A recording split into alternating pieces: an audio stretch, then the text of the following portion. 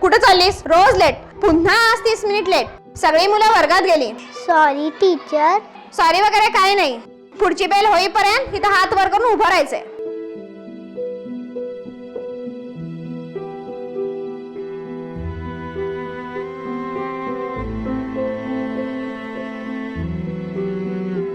Madam, ही मुलगी अशी का थांबली? तुम्ही नवीन आहात, नाहीतर या मुलीला कोण ओळखत नाही. दररोज लेट येते आणि अशीच थांबते. तुम्ही तिला विचारत नाही लेट का होते? लहान मुलांचं कामच असतं खोटं बोलायचं. माझ्या लेक्चरचं टाइम झालं, मी जाते. बाळ, तुला लेट का झाला? मी आईचं काम करत होते. कसलं काम? सर, माझी आई डब्याचं काम करते. सकाळी डबे 8 वाजता द्यायचे असतात आणि शाळा पण 8 वाजता असते. माझी आई पायानं हात धुये ना, ते डबे पोचून मला शाळेला यायला उशीर होतो सर. आणि तुझे वडील?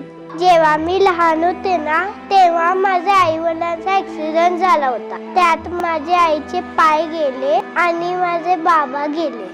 तुझे हात खाली घे. तुझ्याकडे बॅग नाही? नाही आहे. तुझ्याकडे बॅगच नाही?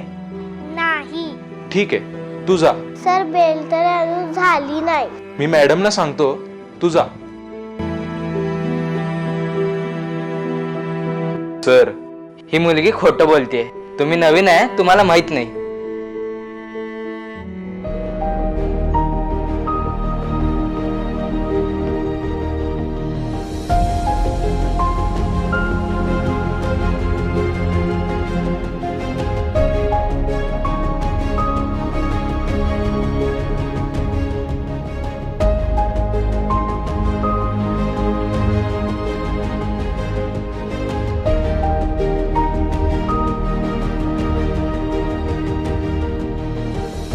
सर, माझी आई डब्याचं काम करते.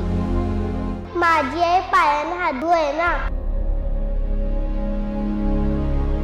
ते डबे पोचून मला शाळेला यायला उशीर होतो सर.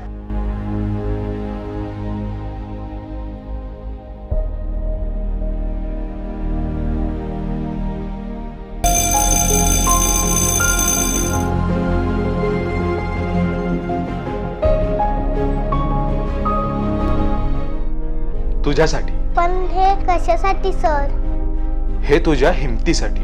हे जे तू करतेस ना, ते तुझ्या वयाच्या मानानं खूप मोठं काम करतेस. आईच्या मदतीसाठी म्हणून तू डबे द्यायला जातेस. मला नाही वाटत या शाळेत तुझ्यासारखं कोण करत असेल. आजपासून हे सर्वजण तुला हात वर करून उभा करणार नाही. आम्हा सर्वांना तुझा गर्व आहे आणि तू तुझ्या आईची लहानशी सोल्जर आहेस. हे घे. कशी वाटली? खूप छान आहे. जा, तुझ्या क्लासचा वेळ होतोय. अडचणी प्रत्येकाच्या आयुष्यात असतात, पण त्यावर मात करून जगणं म्हणजे जीवन.